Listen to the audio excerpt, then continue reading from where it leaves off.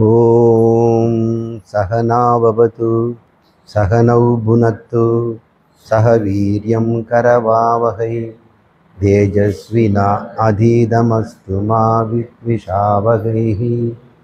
ॐ शान्ति शान्ति शान्तिः।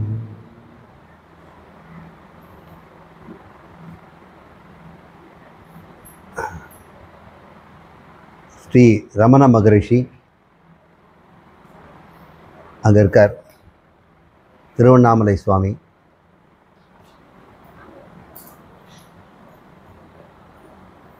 அவர் இயற்றிய நூல் உள்ளது 40.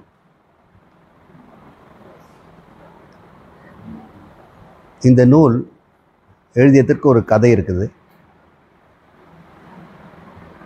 சுவாமி அதிகம் பேச மாட்டார். அன்பர்கள் கூட்டம் அதிகமாக அவருடைய ஆசிரமத்துக்கு வரும்.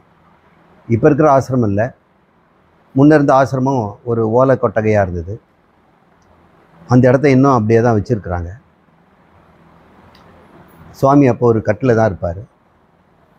சுற்றிலும் நிறைய வெளிநாட்டுக்காரங்க, உள்நாட்டுக்காரங்க, அக்கம் பக்கத்து ஜனங்கள்லாம் தரிசனம் பண்ணுறதுக்கு வருவாங்க. அமைதியாக தான் இருப்பாங்க. இதே போல் இருக்கும். அவர் மௌனமாக இருப்பார். சில நேரங்களில் அன்பர்கள் வந்து மௌனத்தை கலைச்சி ஒரு சில கேள்விகள் கேட்பாங்க. அப்படி ஒரு 2 அல்லது 3 வருஷம் அவர் பேசுகிறத பதிவு பண்ணியிருக்கிறாங்க. வசனாமிர்தம் என்ற பேரில் அந்த புக்கு 2 வால்யூம் பதிவு பண்ணியிருக்கிறாங்க. நீங்கள் ரமணாசிரமம் போனோம்னா அந்த புக்கை நீங்கள் வாங்கி படிக்கலாம். அந்த காலத்து பாஷையில் தான் இருக்கும்.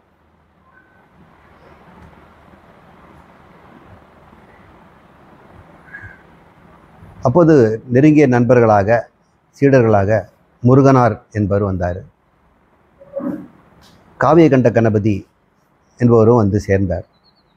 எங்கேருந்தோ அது ஈர்க்கப்பட்ட காந்தத்தை நோக்கி இரும்புகள் நகர்ற மாதிரி வந்து சேர்ந்தாங்க. அவங்களுடைய வேண்டுகோளுக்கு இணங்க இந்த தத்துவ ஞானத்தை, ஆத்ம ஞானத்தை எழுத சொல்லி கேட்டாங்க. அவர் அப்போ 20 பாடல் தான் எழுதினார். முருகனார் வந்து 20ங்கிறது சரியா இல்லை, இன்னொரு 20 சேர்த்து கொடுத்தா 40ன்னா உள்ளது 40 என்ற தலை போட்டு கொடுக்கலாம் அப்படின்னு சொல்லியிருப்பார் போல் இருக்கு. நடந்தது என்னன்னு தெரியல. 40ம் அவர் எழுதி முடித்தார். இப்போ காவியகண்ட கணபதி இதுக்கு வந்து மங்கள நூலாக 1-2 வேணுமே அப்படின்னு அதுலேருந்து 40லேருந்து 2 பொறுக்கி மங்கள நூல்னு எழுதிட்டார். இப்போ மறுபடியும் 38 குறைஞ்சி போச்சு. அந்த மறுபடியும் 2 அவர் சுவாமியே எழுதி கொடுத்தார். இப்படி 42 பாடல்கள் இருக்குது.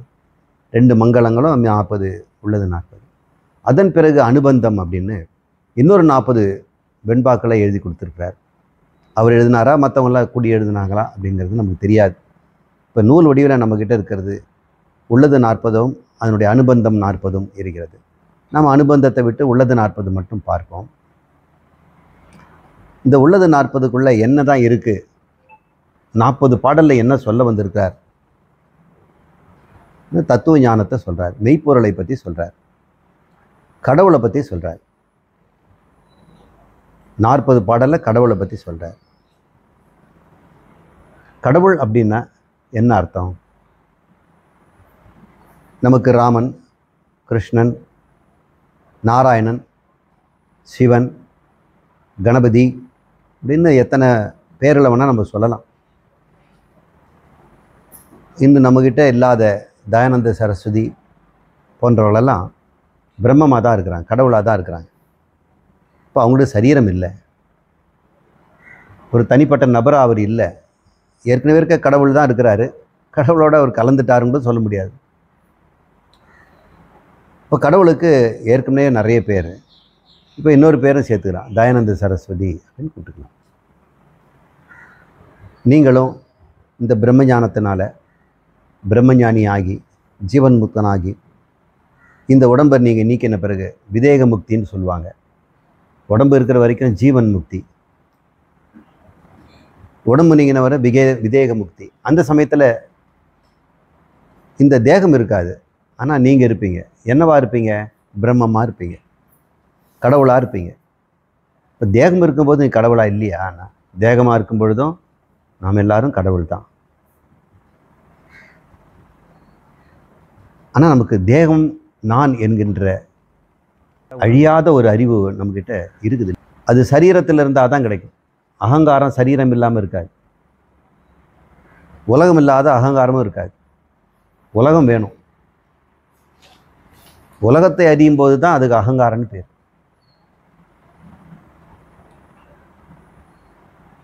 அந்த அகங்கார அறிவு தான் நம்மக்கிட்ட இருக்கே தவிர அகம் பிரம்மங்கிற அறிவு நம்மக்கிட்ட இல்லை, யார்கிட்டையும் இல்லை. உள்ளது 40 தெரிந்த பிறகு அந்த அகங்காரம் தான் கடவுள்னு தெரிஞ்சுக்கலாம். இப்போது அகங்காரம் எப்படி கடவுள் ஆகும்? ஏற்கனவே அது கடவுள் தான். கடவுள் ஏன் இது மாதிரி உடம்புக்குள்ளே இருந்துக்கிட்டு அது மறந்து போயிட்டார் தன்னை கடவுள்னு? அவர் ஏன் கடவுள் இந்த உடம்புக்குள்ளே வந்தோடனே தன்னை மறந்தார்? மறந்துட்டு ஜீவபோதம் ஆயிட்டாரு. பிரம்மபோதம்லாம் இருக்கணும். போதம்னா அறிவு. கடவுளுக்கு கடவுள் அறிவு தானே இருக்கணும். உடம்புக்குள்ளே வந்தவுடனே கடவுள் அறிவை விட்டுட்டு இப்போ மனுஷ அறிவு எப்படி வந்தது? இதெல்லாம் நம்ம தெரிஞ்சுக்க போகிறோம். ஓ, தற்போதம் நான் இருக்கிறேன் என்ற உணர்வு சரீரத்துலேருந்து தான் எழுது. இங்கேருந்து நான் இருக்கிறேன்னு தோன்றுறது. இதுலேருந்து நான் இருக்கிறேன் இது சொல்லலையே. இந்த சேர் சொல்ல மாட்டேங்குதே. இந்த வஸ்திரம் நான் இருக்கிறேன்னு சொல்ல மாட்டேங்குது. சரீரம் தானே சொல்லுது. அப்போ சரீரத்துக்குள்ளே இருக்கக்கூடிய ஒரு உணர்வு, அறிவுணர்வு, அந்த அறிவுணர்வு தான் ஆத்மா அப்படின்னு நம்ம தெரிஞ்சுக்க போகிறோம். ஆனால் இப்போதைக்கு அது பேர் அகங்காரம்னு பேர். ஏன் ஆத்மான்னு சொல்லிட்டா என்ன ஆகும்? அது கடவுளாயிடும். கடவுள் எப்படி நான் உடம்புக்குள்ளே இருக்கேன்னு சொல்லுவார்? ஏன்னா அவர் பேரே கடவுள். கடந்தும் உள்ளும் இருக்கிறார். கடவுள் இந்த அகிலாண்ட பிரம்மாண்டத்தையும் கடந்தும் இருக்கிறார். ஏன்னா அவர் தான் சிருஷ்டி பண்ணார். எங்கிருந்தோ ஒருத்துல சிருஷ்டி பண்ணல, தனக்குள்ளே எல்லாத்தையும் சிருஷ்டி பண்ணிட்டார். அப்போ அவர் கடந்து இருக்கிறார். ஆனால் உள்ளும் உங்ககிட்ட நான் இருக்கிறேன் என்ற அறிவுணர்வாக இருக்கிறார். யாருக்கெல்லாம் நான் இருக்கிறேன் என்ற அறிவுணர்வு இருக்குதோ அது சாட்சாத் கடவுளுடைய உணர்வு தான், கடவுளுடைய அறிவு தான். கடவுள் தான் அறிவுணர்வாக இருக்கிறார், கடந்தும் உள்ளும் இருக்கிறார். அந்த மெய்ப்பொருளை பற்றி தான் உள்ளது 40 சொல்லப்போகுது. அந்த கடவுளுடைய தன்மை என்ன? அந்த தன்மை ஏன் நம்மக்கிட்ட இல்லை? நான் என்பது கடவுள் என்று சொன்னால் நான் கடவுள் தன்மையோடு தானே இருக்கணும். நான் அப்படி இல்லையே, மனித தன்மையோடு தான் இருக்கிறேன். எனக்கு ஏன் மனிதத்தன்மை வந்தது? அறிவுணர்வில் ஏன் மனித உணர்வு வந்தது? அறிவுணர்விலே மனித அறிவு வந்தது. அதே அறிவு, அதே அறிவுணர்வு நாயிடம் இருக்கும்போது நாய் உணர்வும் நாய் அறிவும் தானே இருக்குது. எறும்புக்குள்ளே இருக்கும் பொழுது எறும்பறிவும் எறும்புணர்வும் தானே இருக்குது. ஆனால் அங்கே இருப்பது அறிவுணர்வு, ஒரே பொருள் தான், ஒரே அறிவுணர்வு. எந்த சரீரத்துக்குள்ளே இருக்குதோ அந்த சரீரத்தினால் பாதிக்கப்பட்டு, இப்போதைக்கு பாதிக்கப்பட்டுன்னு கொட்டேஷனில் சொல்கிறேன், அப்புறம் அது பாதிக்கப்படலைன்னு அப்புறம் புரிஞ்சுக்குவீங்க.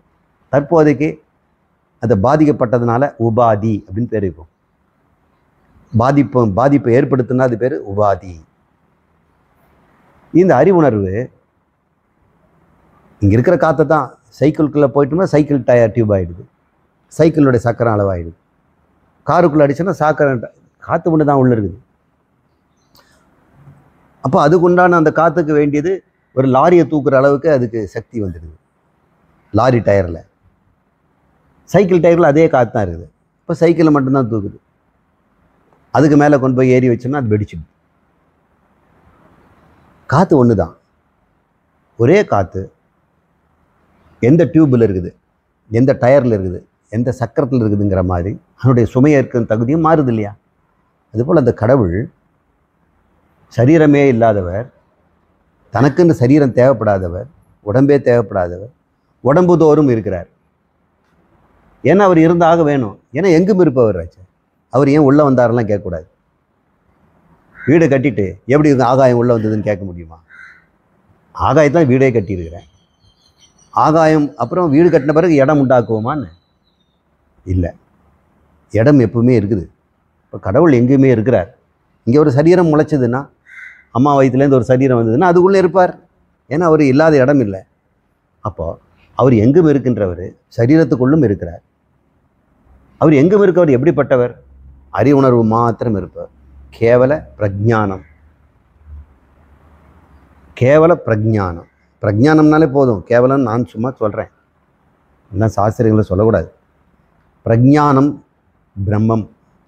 கடவுளுக்கு என்ன குவாலிட்டி? அவருக்கு தன்மை என்னென்னா அறிவுணர்வு. நமக்கு தெரிஞ்ச மாதிரி புரிஞ்சுக்கும். பிரஜானம் தான் உங்களுக்கு கஷ்டமாக இருக்குது. கான்ஷியஸுங்கிறாங்க. நம்ம தமிழில் அறிவுணர்வு. அதே சார் ரெண்டை ஒட்ட வைக்கிறீங்க, அறிவு உணர்வுன்னா? ரெண்டும் இருக்குதே நமக்கு. அறிவும் இருக்குது, உணர்வும் இருக்குது. ஏன் ரெண்டும் ஒன்றா இருக்கக்கூடாதுன்னா, மிருகக்கிட்ட உணர்வு இருக்குது, அறிவு இல்லை. நமக்கு அறிவும் இருக்குது, உணர்வும் இருக்குது. அது என்ன ரெண்டு இருக்குது? ஏன்னா அறிவுனால தான் நம்ம பேசுகிறோம். அறிவே பேச்சிலேருந்து தான் வருது. மொழி உணர்வு தான், மொழியினால் தான் அறிவு உண்டாகுது. மொழி இல்லைன்னா அறிவு வராது. மனிதனுக்கு மட்டும்தான் மொழி இருக்குது, அல்லது அறிவு இருக்கிறதுனால மொழி உண்டாச்சு. மொழியும் அறிவும் சேர்ந்தே வளர்ந்தது. அப்போ மொழி அவர்களுக்கு தரக்கூடிய ஒரு அம்சம் ஆத்மாக்கிட்ட இருந்தால் தானே முடியும். ஆத்மா அறிவு, உணர்வு. ஏன் இந்த உணர்வுனா நம்மளுடைய அனுபவம் அப்படி இருக்குது. சரீரத்தில் இந்த ரெண்டு அனுபவம் இருக்குது. உணர்வுங்கிற அனுபவம் இருக்குது, அறிவுங்கிற அனுபவம் இருக்குது. ரெண்டுமே அனுபவம் தான். உணர்வு அனுபவம் எப்படிப்பட்டது? ஒரு அரிசுவை ஊண்டியை சாப்பிட்றீங்க, நாக்கில் இனிப்பு பட்ட உடனே ஒரு தித்திப்பு வருது இல்லையா? அது உணர்வுன்னு சொல்லுவோம். ஏன்னா அறிவுன்னு சொல்ல முடியாது. ஏன்னா அறிவுன்னு சொன்னால் அதை பற்றி நீங்கள் விளக்கணும். இப்போ நீங்கள் சொல்லுங்கள், மாதுளம் பழத்தினுடைய இனிப்பும் மாம்பழத்தினுடைய இனிப்பும் திராட்சை பழம் இனிப்பும் வித்தியாசம் சொல்லுங்கள் பார்க்கலாம். சொல்ல முடியாது. அது உணர்வு, மொழிக்கு அப்பாற்பட்டதாக. அது மொழிக்குள்ளே அடங்காது. அது நம்மகிட்டே இருக்குது. ஆனால் இது திராட்சை, இது மாதுளம்பழம் அப்படின்னு சொன்னீங்க இல்லையா? அது எதில் வச்சு சொன்னீங்க? அறிவை வச்சு சொன்னீங்க. அது எதை வச்சு சொன்னீங்க? மாதுளம்பழத்தினுடைய ஷேப்பை பார்த்தீங்க, திராட்சை பழத்தை ஷேப்பை பார்த்தீங்க, மாம்பழத்தினுடைய ஷேப்பை பார்த்தீங்க. இதை பார்த்த உடனே இது மாம்பழம்னு சொன்னீங்க. ஆனால் நாக்கில் போடும்போது உணர்வு. அப்போ அந்த உணர்வை நீங்கள் அறிவை வச்சு தான் நீங்கள் இந்த உணர்வை கண்டுபிடிச்சிங்க. ஒருவேளை நான் அறிவு கொடுக்கலன்னு வைங்க, நீங்கள் பார்க்கல, வெறும் டேஸ்ட் மட்டும் கொடுத்தேன்னா என்ன பண்ணுவீங்க? முன்கூட்டியே உணர்ந்ததுன்னா இது மாம்பழம் இதுன்னு சொல்ல முடியும். உணர்வுகளை ரூபத்தை வச்சு தான் நம்ம பேர் வச்சுருக்கிறோம். ஆனால் நீங்கள் பேர் மாம்பழங்கிறத விட்டுட்டு அதை மட்டும் சொல்லுங்கள். எப்படி நீங்கள் வித்தியாசப்படுத்துனீங்கன்னு சொல்லுங்கள். மாம்பழ ருசியை மாதுளம்பழ ருசியிலேருந்து எப்படி வேறுபடுத்திங்க? ருசியை மட்டும் சொல்லுங்கள். அதுவும் இனிப்பு சாப்பிட்டா இதுவும் இனிப்பு, அது ஒரு மாதிரி, இந்த ஒரு மாதிரியெல்லாம் வேண்டாம், கிளியராக சொல்லுங்கள். வார்த்தையில் அதுக்கு இல்லை. அப்போ அறிவுக்கு மொழி இருக்குது, உணர்வுக்கு மொழி இல்லை. இருந்தாலும் நாம் அது கொஞ்சம் பேர் வச்சுருக்கோம். மாதுளம்பழ இனிப்பு flavour, pomegranate flavour, mango flavour அப்படின்னு சொன்னோம்னா அவன் புரிஞ்சுக்கிறான். சரி, அறிவு மட்டும் கொடுத்தா உணர்வு வந்துடுமா? மாம்பழம் அப்படின்னா நாக்கில் உணர்வு வருமா? வராது. ஆனால் ஒரு உணர்வு வரும், சாப்பிடலான்னு. உணர்வுகளை ஐம்புல உணர்வு, 5 புலன்களால் கிடைக்கின்ற இன்பத்துன்ப உணர்வு, இதெல்லாம் உணர்வில் வந்துடும். இந்த இன்பத்துன்ப உணர்வு கூட ரெண்டாக பிரிச்சலாம். துன்ப உணர்வுகளெல்லாம் கோபம், குரோதம், லோபம், மோகம், இது மாதிரி மாத்சரியம், ஈஷணம், இப்படியெல்லாம் சொல்லிடலாம். சுகமான உணர்வில் அன்பு, கருணை, தயை, காருண்யம், இரக்கம், மன்னிப்பு அப்படின்னு சொல்லலாம். இன்பத்துன்ப உணர்வுகள் உள்ளுக்குள்ளே இருக்குது. இதெல்லாம் நாமரூபம் நாம் கொடுத்துருக்குறோம் அடையாளப்படுத்துறதுக்காக, மொழி இருக்கிறதுனால. ஒருவேளை மொழி இல்லைன்னா இந்த உணர்வுகளை எப்படி வெளிப்படுத்திங்க? அறிவுணர்வு நம்மக்கிட்ட இருக்குதுன்னு காட்டுறதுக்காக இந்த உதாரணத்தை சொன்னேன். இப்போ அந்த அறிவுணர்வு வெளிப்படும் இடம் எங்க? இந்த சரீரத்திலேருந்து வெளிவருது. உணர்வு இருக்கிறது உங்களுக்கு தெரியுமா? என்கிட்ட ஒரு துக்க உணர்வது உங்களுக்கு தெரியுமா? பல்வலி உணர்வது உங்களுக்கு தெரியுமா? தெரியல. ஆனால் என்கிட்ட இருக்குது. எங்கே இருக்குது? உடம்புல இருந்தால் உங்களுக்கு தெரிஞ்சிடும். உள்ளத்தில் இருக்குது. அது பேர் உள்ளம். உள்ளே உணர்வுகள் இருக்கிற இடம் உள்ளம். எது உள்ளே இருக்குது, உடம்புக்கு உள்ளே இருக்குன்னா அது பேர் உள்ளம்னு பேர். அதை தான் இங்கே முதல் பாடலில் உள்ளம் உள்ளம் உள்ளம்னு இருக்கிறார். அழகான பாடல். கடவுளை பற்றி சொல்லிட்டு இருந்தேன். கடவுளுடைய தன்மை என்ன அப்படின்னா அறிவும் உணர்வும் தான். ரிலேட்டிவ்லி ஸ்பீக்கிங், மனிதன்கிற நிலையில் கடவுளுக்கு நான் கொடுத்த பேர். நீங்கள் அறிவுணர்வான்னு நம்ம கேட்டோம்னாக்கா அவர் அமைதியாக இருப்பார். ஏன்னா கடவுளை தவிர வேறு ஒன்றுமே இல்லை. யார் கேட்குறது, யார் பதில் சொல்ல போகிறது? நம்ம வேணால் பேச்சுக்கு நம்ம சொல்லலாம். கடவுளை போய் கேட்டோம்னா நீங்கள் எப்படிப்பட்டவர் அப்படின்னா, நீ எப்படிப்பட்டவர்னு சொல்லு முதல்ல அப்படின்னு அவர் கேட்பார். நான் என்ன சொல்லுவேன்? நான் அறிவு உணர்வும் உடையவன் அப்படின்னு சொன்னேன். நான் தான் அங்கேருந்து அறிவு உணர்வாக இருக்கிறேன், எனக்கு அறிவு உணர்வு இருக்குது அப்படின்னு சொல்லி. இந்த அறிவும் உணர்வும் கடவுள்கிட்ட இருந்தாகணும். ஏன்னா அது நம்மக்கிட்ட வெளிப்படுது. சரி, கடவுளுக்கு அறிவுணர்வு உண்டா அப்படின்னு கேட்டோம்னா அவர் பதில் சொல்ல மாட்டார். என்ன தான் அவர் இருப்பார். கட்டாயம் ஒரு உணர்வுடையவராக தான் இருக்கணும். அவர் அறிவுடையவராக தான். எத்தனை படைச்சார் இல்லையா? அவர் படைத்தவருக்கு அந்த அறிவு இருக்கணும் இல்லை? அறிவு. அப்புறம் உணராமல் வெறும் அறிவோடு இருந்தார்னா அவருக்கு நம்மளோட மோசம். அவர் எனக்காவது உணர்வு இது, உனக்கு ஒன்று உணர்வே இல்லையா? இப்போ கடவுளுக்கு அறிவும் உணர்வும் உண்டு. ஆனால் அது வெளிப்படுவதற்கு வாய்ப்பே இல்லை. அது வெளிப்படுத்துறதுக்கு எங்கே அது வாய்ப்பு இருக்குதா? ஏன்னா அவருக்கு சரீரம் கொடுத்து பாருங்க, வெளிப்படும். அறிவுணர்வு மாத்திரமாக இருக்கின்ற கடவுளுக்கு சரீரம் வந்துடுச்சுன்னா, இப்போ எங்கும் இருக்கின்ற காற்றை சைக்கிள் டியூபுக்கள் அடித்தா மாதிரி எங்கும் இருக்கின்ற கடவுளை இந்த சரீரத்துக்குள்ளே விட்டு பாருங்கள். சும்மா பேச்சுக்கு சொல்கிறேன். நீங்கள் பிறக்கும்போதே ஆத்மாவோட தான் பிறகுறீங்க. ஏதோ நான் ஒரு பொம்மை மாதிரி உங்களை செய்துட்டு இப்போ ஆத்மாவை உள்ளே விட்டுட்டேன்னா, இப்போ ஆத்மாவுக்கு என்ன தன்மை இருக்குது? அறிவுணர்வு தன்மை. ஆத்மா தான் கடவுள். எங்கும் இருப்பவர் இப்போ சரீரத்துக்குள்ளே இருக்கிறார். இப்போது அறிவுணர்வு வெளிப்படுவது வாய்ப்பு இருக்குது இல்லை? ஏன்னா சரீரம்னு ஒன்று இருக்கிறதுனால, அங்கே உள்ளம்னு ஒன்று இருக்கிறதுனால உள்ளத்தோடு அவர் கலக்கிறார். அப்போ உள்ளம் உணர்வுகளை 5 விதமாக பார்க்குது. உள்ளத்துக்கு அந்த கெப்பாசிட்டி இருக்குது. சப்த, ஸ்பரிச, ரூப, ரச, கந்தம் அப்படின்னு 5 உணர்வுகளாக அது உணரக்கூடிய தன்மை இருக்கிறதுனால இப்போ ஆத்மாவுக்கு என்ன ஆச்சு? 5 உணர்வுகள் கிடைச்சிடுச்சு. முதல்ல அவர் வந்தது வெறும் உணர்வு. இப்போ உள்ளத்தோட கலந்த உடனே அவருக்கு 5 உணர்வுகள் வந்துடுச்சு. அப்புறம் அவர் செய்யக்கூடிய பலம் இருக்குது அவர். இப்போ உள்ளத்தோட வந்த உடனே பேசும் தன்மையும் தொடும் தன்மையும் இதெல்லாம் அவருக்கு வருது. இதெல்லாம் அவருக்கு கொடுத்தது யார்? அவர் மாத்திரமாக இருந்தால் அறிவுணர்வு. சரீரத்தில் வந்துட்டார்னா இந்த ஞானேந்திரியம் சொல்லக்கூடிய 5 புலன்களால் அறிபவராகவும் உணர்பவராகவும் கை கால்னால செய்பவராகவும் ஆயிட்டார். அவர் செய்பவரும் இல்லை, அறிபவரும் இல்லை, உணர்பவரும் இல்லை. அவர் ஏமாத்திரம் முடியும். நாமெல்லாம் செய்பவராகவும் அறிபவராகவும் உணர்வாகனால அவர்கிட்ட அந்த தன்மை இருக்கணும். அப்படிங்கிறதுனால அவருக்கு அறிவுணர்வு அப்படின்னு நம்ம சொல்கிறோம். அது மட்டும் அவர் செய்ப உணர்வும் இருக்குது. ஏன்னா படைச்சார் இல்லையா உலகத்தை. அப்போ கிரியாசக்தியும் இருக்குது. இப்போ அவர்கிட்ட இந்த 3ஐயும் நம்மகிட்ட இருக்கக்கூடிய அறிவு, உணர்வு, கிரியா, செயல் 3ஐயும் அவர்கிட்ட எப்படி இருக்குதுன்னு பார்த்தோம்னா அது சக்தி ரூபமாக இருக்குது. சக்தின்னா கெப்பாசிட்டி டு டூ அப்படி தானே சொல்கிறோம். ஃபோர்ஸ்னால் கெப்பாசிட்டி டு டூ ஒர்க். அதான் ஃபிசிக்ஸ் டிபார்ட்மெண்ட்டில் அதுக்கு டெஃபினிஷன். எனர்ஜி அப்படின்னா என்ன டெஃபினிஷன்னா the capacity to do work. ஒர்க்கே செய்யலைன்னா அதுக்கு எனர்ஜின்னு எப்படி பேர்? அப்போது எனர்ஜி இருக்குதுங்கிறத ஒர்க்கை வச்சு தான் கண்டுபிடிக்க முடியும். ஒர்க்கை நீங்கள் எப்படி வேணால் மெஷர் பண்ணலாம். கிலோ வாட்டில் பண்ணலாம், எர்கில் பண்ணலாம், எப்படி வேணால் நீங்கள் மெஷர் பண்ணிக்கலாம். இப்போ சக்தி அப்படிங்கிறது தி பொட்டன்ஷியல். செய்வதற்கு தயார், ஆனால் செய்யாது, அமைதியாக. இப்போ நம்மக்கிட்ட அந்த 3 சக்தி தானே இருக்குது. 3 வெளிப்பாடுகள் தானே இருக்குது. அறிவு, உணர்வு, செயல். இது இப்போது கடவுள்கிட்ட அது 3ம் வைப்புத்தன்மையாக இருக்குது.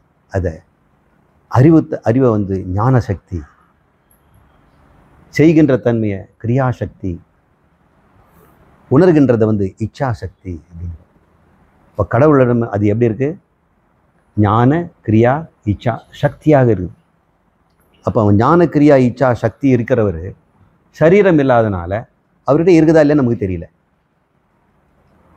அப்புறம் ஒரு சரீரம் கொடுத்து பாருங்க தெரியுதான்னு. இப்போ கடவுள் சரீரத்தில் வந்தார், அவர்கிட்ட கிரியா சக்தியும் ஞான சக்தியும் இச்சா சக்தியும் ஞான கர்ம போக விவகாரமாயிடுச்சு. அந்த கடவுள் எறும்புக்குள்ளே போன உடனே எறும்புடைய கிரியை வந்துடுச்சு. எங்கேயாவது சக்கரை இருக்குமான்னு இப்படியே ஓடுறாரு. பாவமாக இருக்குது. எங்கும் இருக்கின்ற பரபிரம்மம் எறும்புக்குள்ளே போயிட்டு சர்க்கரையை தேடுறாரு. ஐயா உனக்கு இந்த நிலைமை, சரீர உபாதி, நான் என்ன பண்ணுறது? இந்த சரீரத்துக்குள்ளே வந்துட்டேன், செய்தான் ஆகணும். நாய் வேஷம் போட்டால் குறைச்சாகணும் பகவான் சொல்கிறாரு. எறும்பா அவர் நடமாடுறாரு. 6 காலில் தரன்னு இழுத்துட்டு போகிறார். போயிட்டு எங்கேயோ எறும்போ ஏதாவது தூசியோ அழுக்கோ அதை பொறுக்கிறார். அவர் கிரியாசக்தி அவர் கண்டுபிடிக்கிறார். எத்தனையோ பொருள் இருக்குது, அதை மட்டும் கொண்டு வர்றார். சில பேர் சொல்கிறாங்க, நீங்கள் ஏதோ ஒரு குளிர்பானத்தில் போடுறோம்ல, அது போட்டு நம்ம கலை குடிக்கிறோம், ஊட்ட சத்துன்னெலாம் வைக்கிறாங்கல்ல, இதை குடித்தோடனே எனக்கு ஆற்றல் வருதுன்னு கிரிக்கெட் வீரன், அந்த மாதிரி ஒரு பொருள் நீங்கள் போடுங்க, எறும்பு எடுக்கிறது இல்லைங்கிறாங்க. அதை பார்த்து நீங்கள் அது கெட்டதுன்னு நினச்சிக்க வேண்டாம். எறும்புக்கு அந்த அறிவு இல்லை, அவ்வளவுதான். பகவான் எறும்பான உடனே எறும்பறிவாக அவர் மாறிட்டார். அப்போ அவருக்கு என்ன வேணுமோ, அந்த உடம்புக்கு என்ன வேணுமோ அதானே தெரியும். அழுகின பொருள் தேடும், செத்து போன பொருள் எதாவது இருக்குதான்னு தேடும். அதை தான் அவர் செய்கிறார். அதுக்காக அவரை நம்ம நொந்துக்க முடியுமா? அது உபாதி தர்மம் இல்லை. எறும்புங்கிற உபாதிக்குள்ளே அவர் அப்படி இருந்தார். ஞானிங்கிற உபாதிக்குள்ளே அவர் இன்னும் ஞானியாக தானே இருக்கிறாரு. உபாதியெல்லாம் விட்டுட்டு பாருங்கள், கடவுளாக இருக்கிறார். இந்த உபாதியை வச்சு ஒருத்தர் ஜட்ஜ் பண்ண முடியுமா? இப்போ இங்கெல்லாம் இருக்கிறதெல்லாம் உபாதிகள் தானே. எத்தனை உபாதிகள் இருக்குது? அத்தனை சரீரத்துக்குள்ளேயும் அவர் அதே இச்சா ஞான கிரியா சக்தியோடு தான் இருக்கிறாரு. ஆனால் உங்களுடைய உள்ளத்தில் என்ன ஞானம் வேணுமோ அதை தான் அது செய்யுது. எந்த கிரியா இருக்குதோ அதை மட்டும் தான் அவர் செய்கிறார். அவரை நம்ம குறை சொல்ல முடியுமா? இப்படி பேசிட்டியாப்பா அப்படின்னு நம்ம சொல்கிறோம். பேசுனது யார்? கடவுளா? கடவுள் பேசும் தன்மையோடு தான் வந்தார். இங்கே சரீரம்தான் பேசுது. அப்போ நம்ம கடவுளை திட்டக்கூடாது.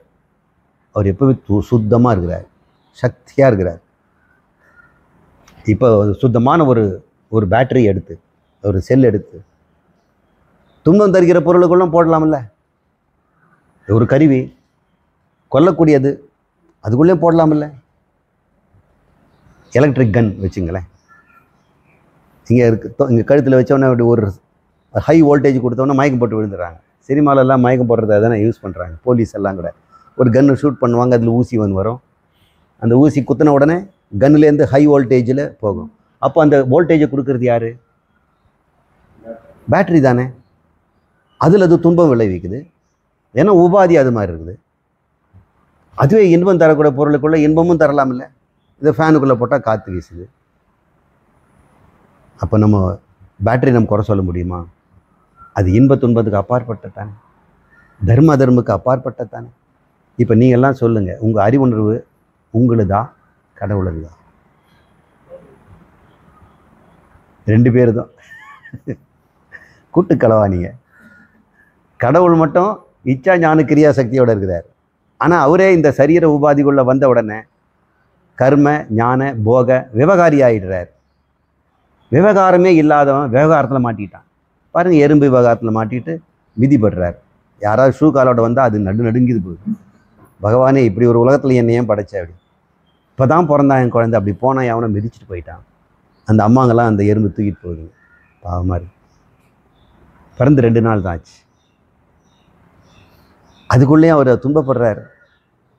அந்த சரீர உபாதிக்குள்ள அதே பரம்பொருள் எறும்பறிவாகவும் எறும்பு செயலாகவும் எறும்பு அனுபவமாக வாழறார். கழுதைக்குள்ளே இருக்கிறார், மண்புழுல இருக்கிறார், கடலில் இருக்கக்கூடிய ஆக்டபஸ்குள்ளே இருக்கிறார், திமிங்கல குலத்தில் இருக்கிறார், தேவலோகத்தில் தேவர்களோடு இருக்கிறார், 4 தலை பிரம்மாக்குள்ளே இருக்கிறார். பிரம்மா உபாதியில் அவர் என்ன பண்ணுறாரு? வேதங்களை படைக்கிறாரு, சிருஷ்டி பண்ணுறாரு. என்ன வேணால் பண்ண முடியும். அது பேர் தான் மெய்ப்பொருள். அவர் தான் கடவுள். அவரை அறிவதற்கு தான் நம்மக்கிட்ட இருக்க இந்த 3 குணங்களை வச்சு 3 தன்மைகளை வச்சு அவருக்கு அறிவு, இச்சாசக்தி, ஞானசக்தி, கிரியாசக்தின்னு சொல்கிறோம். அதெல்லாம் அவருக்கு வேணுமா? கடவுளே உனக்கு இச்சாசக்தி வேணுமா? யாருக்கு? எனக்கு என்ன தவிர வேறு யாரும் இல்லையே. நான் இச்சையை வச்சுட்டு நான் என்ன பண்ண போகிறேன்? ஞானசக்தி உங்களுக்கு இருக்குதா? ஞானம் இருக்குது, எதையும் அறிகின்ற அறிவும் இருக்குது. நான் அறிவதுக்கு என்ன விஷயம் இருக்குது? ஏன்னா கடவுள் தவிர எதுவுமே இல்லை. சிருஷ்டி பண்ணால் தானே அவர் இந்த உலகத்தோடு இருக்கிறார். சிருஷ்டி இல்லாத போது அவருக்கு இந்த சக்தினால் என்ன பிரயோஜனம்? அந்த சக்தி அப்போ இல்லாத போயிட்டாரா? அசக்தன் ஆயிட்டாரா? இல்லை, சக்தியோடு தான் இருக்கிறார். சர்வ சக்திமத். இப்போ ஓரளவு கடவுளை பற்றி நல்லா தெரிஞ்சுக்கிட்டீங்க. அவர் எங்கேயும் போயிடல. உங்ககிட்ட அறிவாகவும் உணர்வாகவும் செயலாகவும் அவர் தான் இருக்கிறார். இப்போ நினச்சி பாருங்க, கடவுளில் உள்ள இருந்துக்கிட்டு இதெல்லாம் அறியலாமா? கடவுளே உள்ளே வச்சுக்கிட்டு அவர் சக்தியை பயன்படுத்தி இதை அனுபவிக்கலாமா? கடவுள சக்தியை பயன்படுத்தி நாம் இதை உணரலாமா? இது அறிந்தவன் எதை அறிவான், எதை உணர்வான், எதை செய்வான்? இந்த உண்மை தெரியாதனால தானே கடவுளுடைய செயலை ஏன் செயல்னு சொல்லி, கடவுளுடைய அறிவை என் அறிவுன்னு சொல்லி, என்னுடைய அனுபவத்தை கடவுளை அனுபவம்ட்டு அவர் பேரில் போட்டோமே. இது பேர் தான் அத்தியாசம். ஒன்றை கொண்டு போய் ஒன்றுத்தில் போடுற. பழி ஓரிடம், பாவம் ஓரிடம். இவன் செய்தான், அவங்ககிட்ட பாவத்தை கொண்டு போய் அவங்ககிட்ட போடுற. இதுதான் முன்னுரை.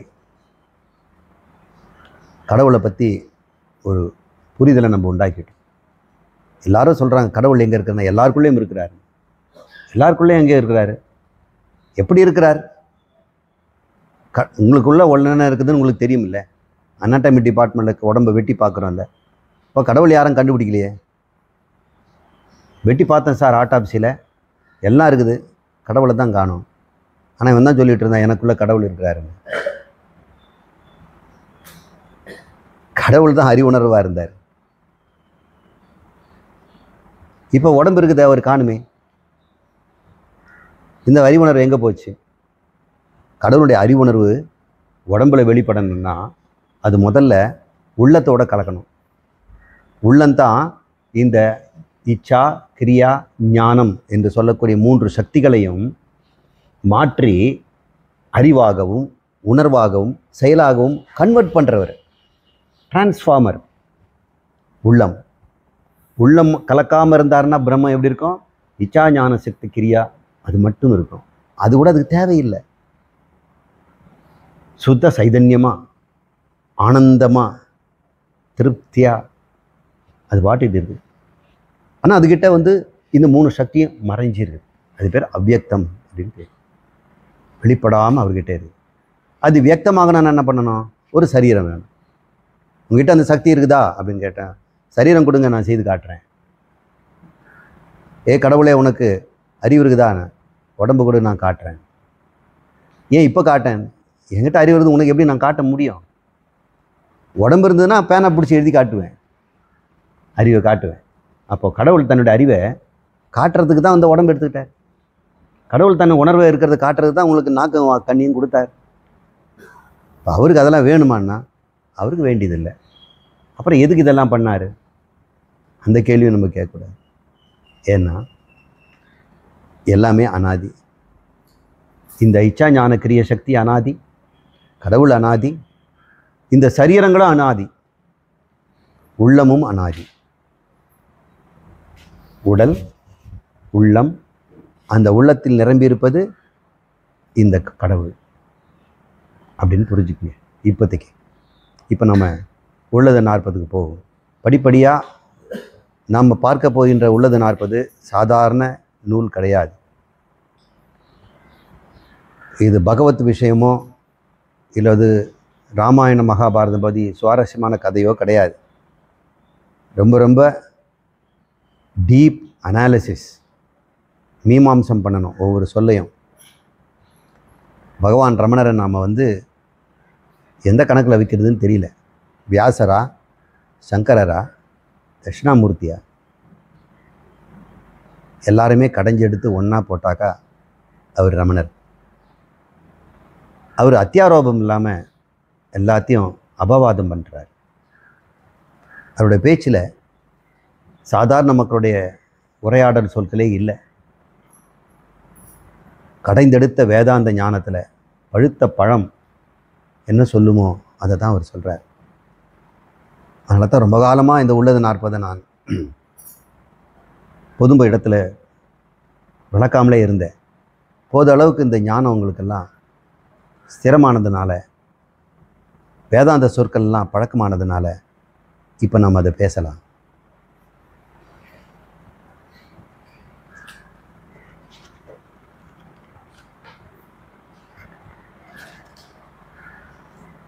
இந்த நூல் எல்லாருக்கும் கையில் இருந்தால் நல்லாயிருக்கும். உடனடியாக நாளைக்கு பிரிண்ட் போட்டு அடுத்த வாரம் வரும்பொழுது எல்லாருக்கும் ஒரு காப்பி கையில் இருந்ததுன்னா போர்டில் கூட எழுத வேண்டியதில்லை, நேரடியாக இதிலே பார்த்துக்கலாம். இல்லை ரமணாசிரமம் போனால் இது கிடைக்கும் இல்லைங்க? இருக்குன்னு நினைக்கிறேன்.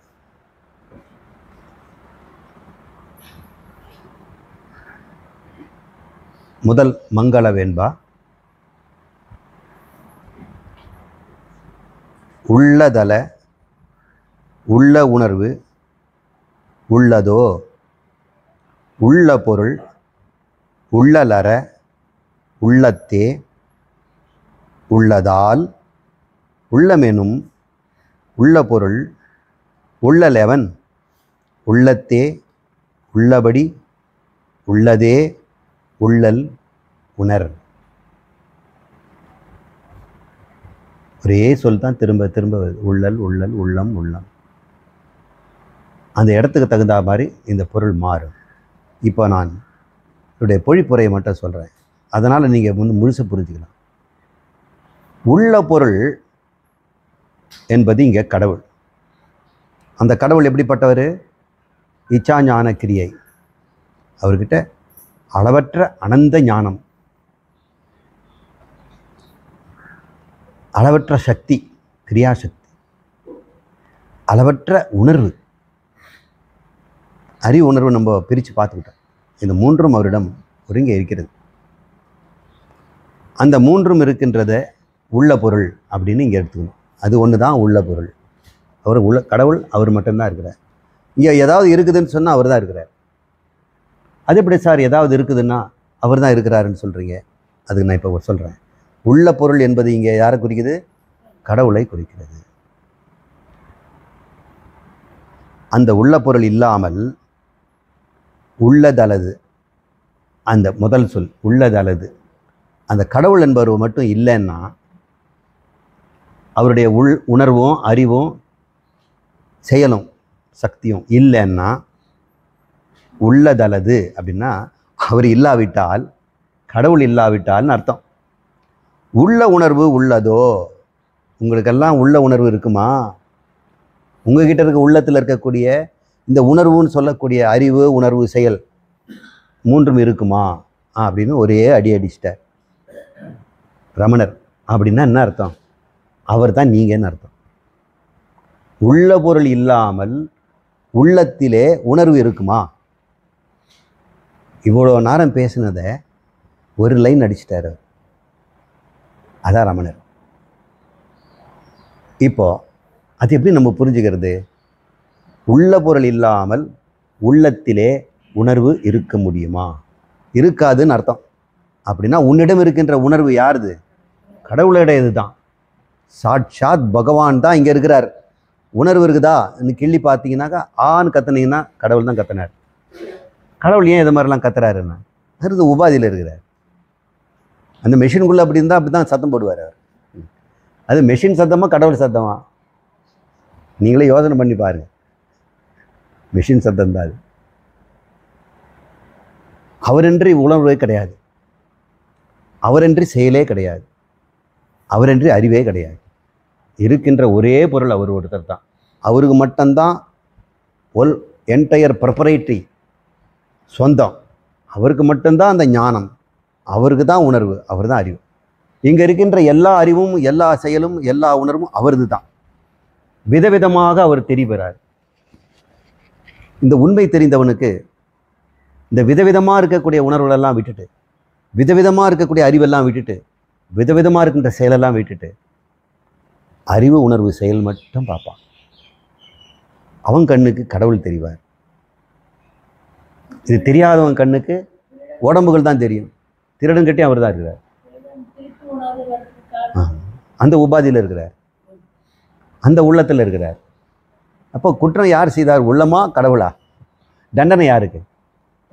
கடவுளுக்கு நீங்கள் தண்டனை கொடுக்க முடியாது, உள்ளது தான் தண்டனை முடியும். ஏன்னா உள்ளம் தானே செய்தது இல்லையே. உள்ளத்துக்கு அவர் தானே உணர்வு கொடுத்தார். சரி, அதே உணர்வு தான் எல்லாருக்கும் கொடுத்தாரு. அந்த உள்ளம் செய்யலையே, இந்த உள்ளம் பண்ணிச்சே. எந்த உள்ளம் பண்ணிச்சோ, எந்த உடம்பு பண்ணிச்சோ அதை வெட்டு, அதை அடி, அதை தூக்கு போடு.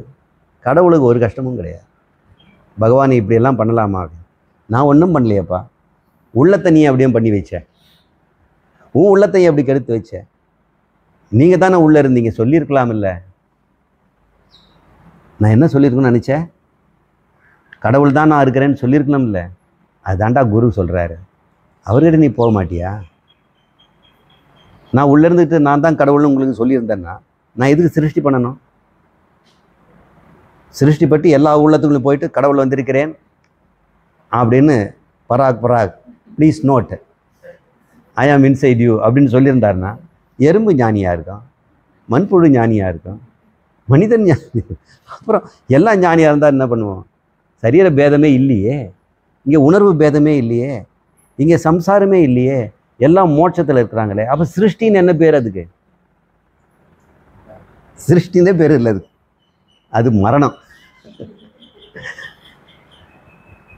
பேதங்களை உண்டாக்கணும், தானாக உண்டாயிடும். அப்போ உள்ளங்கள் எவ்வளோ திணறுக்குதோ அத்தனை பேதங்கள் இருக்கும். இப்போ நாமெல்லாம் உள்ளத்தால் வேறுபட்டு இருக்கிறோம். இந்த உள்ளம் ஏன் இப்படி வேறுபட்டது? இத்தனை உள்ளங்களை யார் படைச்சது? இது ஒரு கேள்வி. இத்தனை உள்ளங்களை அவர் படைச்சாரு, அத்தனை உள்ளத்துக்கும் உடம்பு கொடுத்தாரு, அப்புறம் உள்ளத்துக்குள்ளே இருந்துக்கிட்டு உடம்பையும் பயன்படுத்தி உலகத்தை அனுபவிக்கிறாரு. இத்தனை விஷயம் அவர் பண்ணாருன்னு அவர் அப்புறம் நம்ம கேட்போம், குற்றவாளி கூண்டில் நிறுத்துவோம் கடவுளை. இவர் சொல்கிறதெல்லாம் உண்மைதானா? இத்தனை உள்ளங்களை படைச்சது நீங்களா? இத்தனை உள்ளத்துக்கு உடம்பு கொடுத்தது நீங்களா? இது சும்மா இருந்த உள்ளத்துக்குள்ளே புகுந்து அவனுக்கு உணர்வும் அறிவும் செயலும் கொடுத்தது நீயா அப்படின்னு.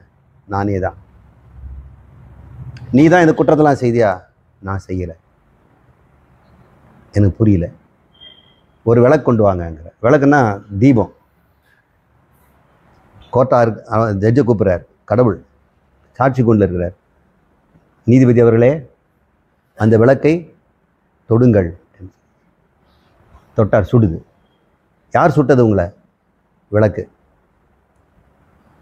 விளக்கை தண்டிக்கலாமா அப்படின்னு. விளக்குடைய தர்மம் சுடுறது, நீ ஏன் விரல வச்ச? அப்போ விளக்கை கேட்குறாங்க, சுட்டது யாருன்னா? நானே. ஏன் சுட்டாய்? நான் எங்கே சுட்டேன்? நீ என்ன தொட்ட? இப்போ புரியுதுங்களா? இப்போ கடவுள்கிட்ட நீங்கள் வந்து ஏன் சிருஷ்டி பண்ணீங்க, ஏதை பண்ணீங்க கேட்டால் நான் தான் செய்தேன் பாரு, நான் செய்யலேன் பாரு. நெருப்பு என்ன சொல்லுதோ அதான் சொல்லுவார். அன்றாடம் படிக்கின்ற பாடம் இது. நெருப்பு தான் சுட்டது. ஆனால் நெருப்பு ஒன்று வந்து தேடி சுட்டுதா? நீ தொட்டதால் சுட்டது. இப்போ பகவான் உள்ளத்தில் இருப்பதனால நீங்கள் தப்பு செய்தீங்களா, இல்லை உள்ளம் அப்படி இருந்தாலும் தப்பு செய்துதா? ஏன் சார் ஏன் உள்ளம் எப்படி இருந்ததுன்னு?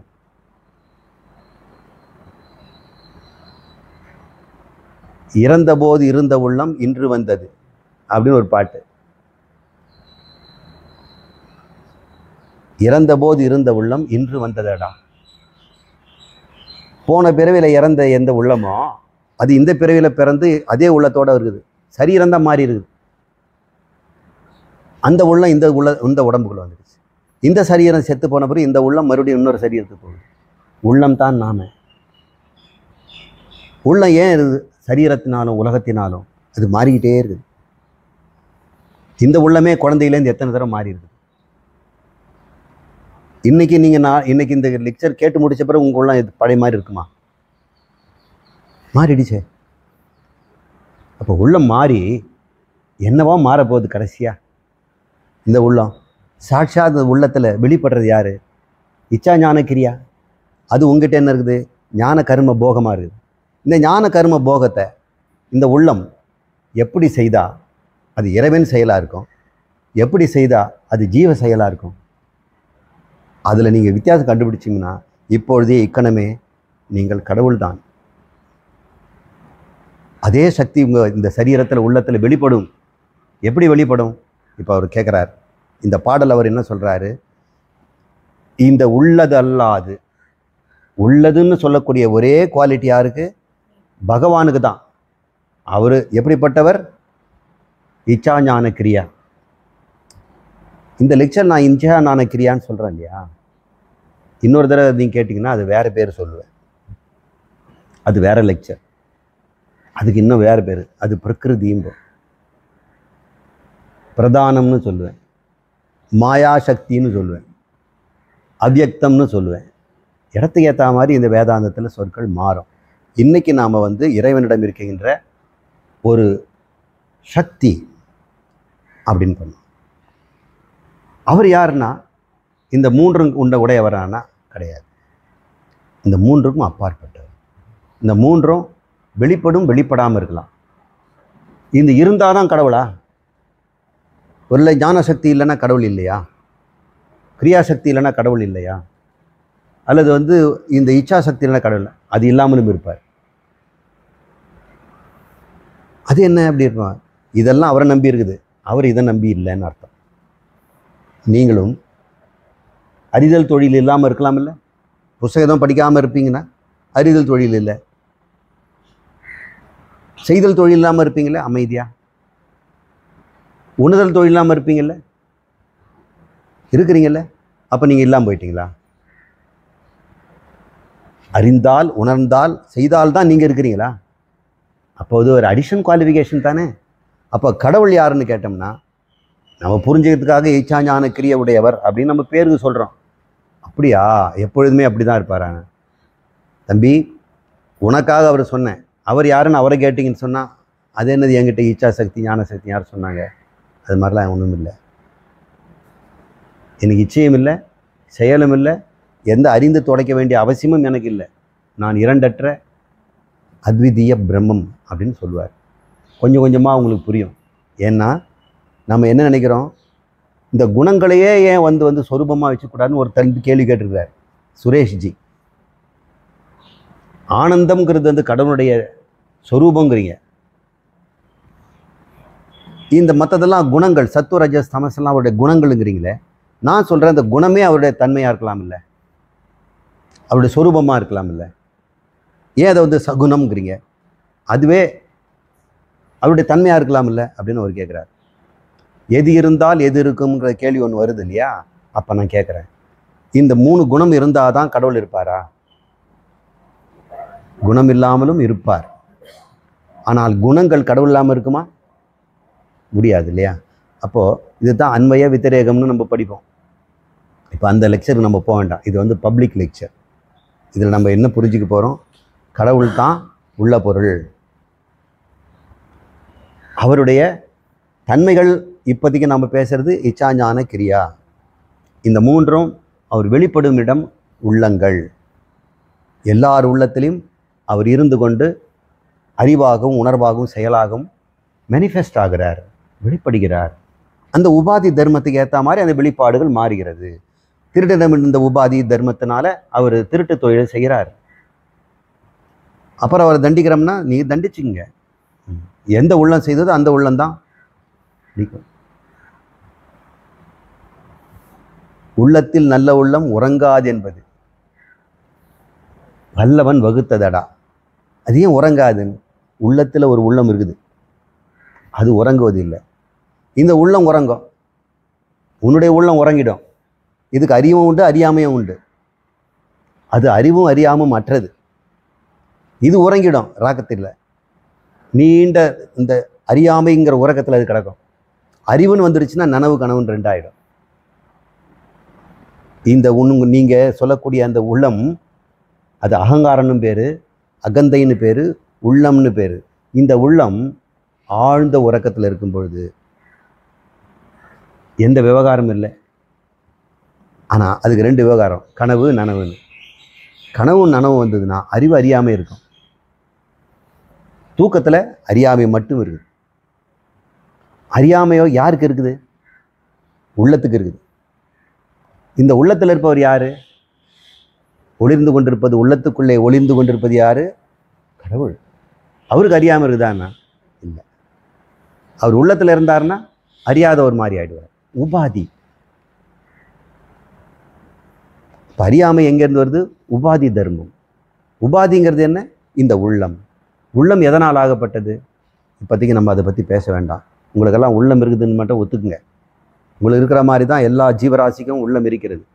அந்த உள்ளத்திலே ஒளிர்வது அந்த உள்ள பொருள். அந்த உள்ள பொருள் இல்லாமல் உள்ளத்திற்கு உணர்வு ஏது அப்படின்னு கேட்குறார்.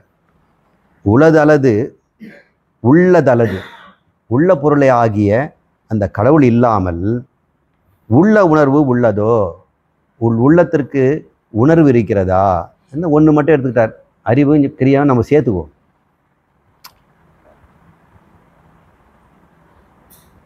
உள்ள பொருள் உள்ளலற உள்ளத்தே உள்ளதால் உள்ளமெனும் உள்ள பொருள் உள்ளலெவன் உள்ளத்தே உள்ளபடி உள்ளதே உள்ளல் உணர். இப்போ அடுத்து இந்த 2வது வரிக்கு வருவோம். முதல் வரி புரிஞ்சுக்கிட்டோம். பகவான் என்ற உள்ள பொருள் இல்லாமல் உள்ளத்திற்கு உணர்வில்லை. சரி, இந்த உள்ளம் என்ன பண்ணுது? உள்ளலற உள்ள பொழுது அப்படின்னு சொல்றார். உள்ளல்னா என்ன? எண்ணுதல். உள்ளம் என்ன பண்ணும்? உள்ளுதல் செய்யும். இப்போ உள்ளங்கிற பேர்னால உள்ளுதல்ங்கிறோம். உள்ளுதல்ங்கிற நம்ம சாதாரண மொழியில் என்ன சொன்னோம்? எண்ணங்கள். எண்ணங்கள் எப்படி இருக்கும்? 3 வகையாக இருக்கும். அறிவு வகையான எண்ணம், உணர்வு வகையான எண்ணம், செயல் வகையான எண்ணம். உங்களுக்கு எண்ணமாக தான் உங்களுக்கு எல்லாமே 3மே உண்டாகுது. உள்ளத்தினுடைய செயல்கள் எல்லாம் எண்ணங்கள் தான். எண்ண மூட்டை தான் உள்ளம். எண்ணங்கள்னு இல்லைன்னா உள்ளமே இல்லை. எண்ணங்களுடைய குவியல் தான். ஒரு மூட்டையை பிடிச்சி எண்ணங்களை தூக்கணும்னா அது உள்ளம். அதில் என்ன எண்ணங்கள் இருக்கணும்னா இது 3 தான் இருக்கும். ஏதாவது அறியலாம் அப்படின்ற ஒரு எண்ணம், ஏதாவது செய்யலாம், ஏதாவது சாப்பிட்டு அனுபவிக்கலாம், உணர்வு அப்படின்னு எண்ணங்கள் தானே. அந்த 3ஐயும் செய்யும்போது ஒரு உணர்வு உண்டாகுது, அது ஒரு எண்ணம். கோபம் உண்டாகுது, அது ஒரு எண்ணம். அன்பு உண்டாகுது, அது ஒரு எண்ணம். பயம் உண்டாகுது, அது ஒரு எண்ணம். அறிவு உண்டாகுது, இது அதுன்னு பேர் வைக்கிறோம். இது கொடை, இது படம், இது மரம் அப்படிங்கிற அது அறிவு, அது ஒரு எண்ணம். ஒரு செயல், இதை செய்யலாம் அதை செய்யலாம் அப்படின்னு கை காலோட சேர்ந்து வாக்கோட சேர்ந்து ஒரு பேசுது, அது ஒரு எண்ணம். இப்போ உள்ளத்தில் என்ன இருக்குதுங்க? சதா நேரமும் எண்ணங்கள் அது துப்பிக்கிட்டே இருக்குது. கடல்லேருந்து நொப்புகள் வரா மாதிரி இந்த உள்ளத்துலேருந்து எண்ணங்கள் பறந்துக்கிட்டே இருக்குது. அந்த எண்ணங்கள் சன நேரம் தோன்றி மறையுது. இந்த உள்ளம் அப்படி கொந்தளிச்சுக்கிட்டு இருக்குது இல்லையா? இந்த 3 ரகமா, இந்த 3 ரகமும் உள்ளல் அப்படிங்கிறார். உள்ளத்தே உள்ளல். இந்த உள்ளத்திலே எப்பொழுதும் உள்ளல் இருந்துக்கிட்டே இருக்குதான். ஏதோ துள்ளிக்கிட்டு இருக்குது, துள்ளல், உள்ளல். இந்த உள்ளல் நின்று போனால் என்ன ஆகும்? உள்ளலற உள்ளத்தே. இந்த உள்ளத்தில் இந்த உள்ளல் இல்லைன்னா ஒருத்தர் அமைதியாக இருக்கிறான், பேசவும் இல்லை, எதுவும் உணர்வும் இல்லை, அறியவும் இல்லை, ஆனால் அவன் இருக்கிறான்ல, அவன் யார்? இப்போ உள்ளலற இருக்கிற உள்ளத்தே உள்ளுவது இறைவனா? அப்போ தான் அவரை நீ கரெக்டாக பார்க்க முடியும். உள்ளல் வந்துடுச்சுன்னா நீ வந்துடுவ.